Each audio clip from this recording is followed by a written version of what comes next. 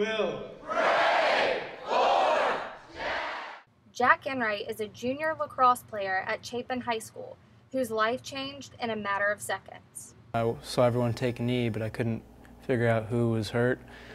I looked around and I was trying to figure out who was missing, and then when I realized it was my brother, it really hit me and my heart dropped. On March 5th, Jack was playing a lacrosse game and suffered a neck injury that paralyzed him from the waist down. I've never experienced anything like that before in my life. I just remember going to the hospital with my coach and being there with all of my teammates and friends and family, supporting Jack in the hospital. But Jack's team was a lot bigger than he realized.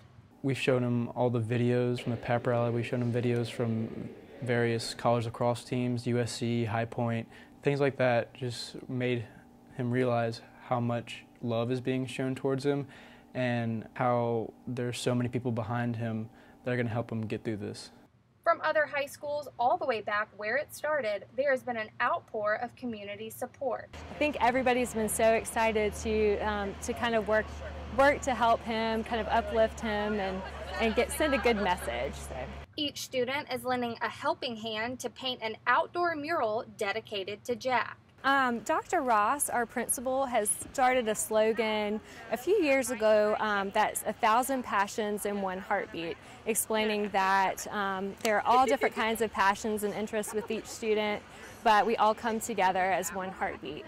One big heart beating for Team Jack. Camlyn Moore, Carolina News.